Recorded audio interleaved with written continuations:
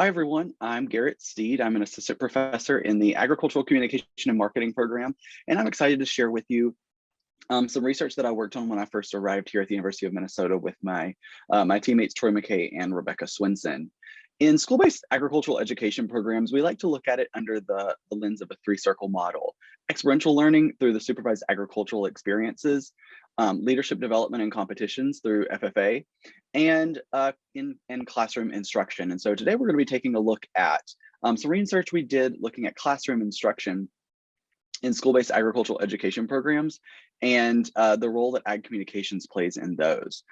So the incorporation of math and science into school-based ag ed programs is really ongoing, but the literature is silent regarding the incorporation of social sciences such as communication into this AFNR curriculum.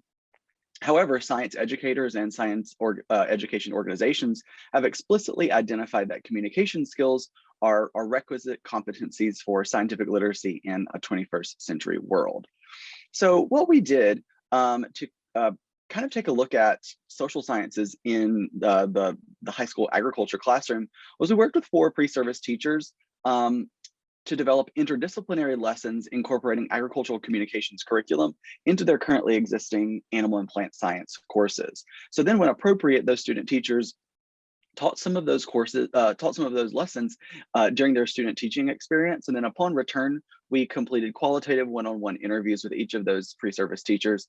And they really reflected on the interdisciplinary lesson planning and implementation process throughout their time as a student teacher.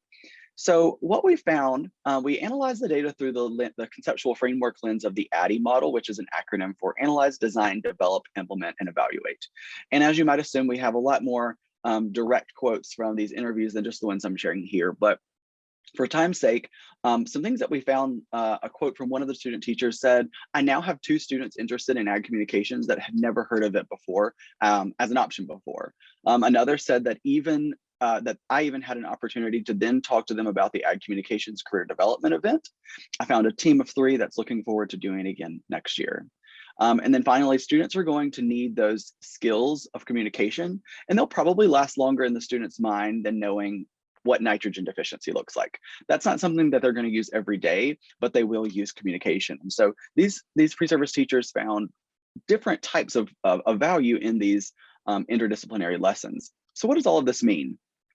All 4 of those pre-service teachers really felt that the interdisciplinary learning lesson development process was rewarding, eye-opening, and beneficial for them. So this process of developing these social science interdisciplinary lessons was valuable for the pre-service teachers. But they also found that the student teachers found the use of communications as that interdisciplinary component of their ag science curriculum was beneficial and allowed for increased student interest in careers related to ag communications, the Ag Communications Career Development event, and increased student communication skills in the long run, which is valuable across a lot of different areas of school-based ag ed.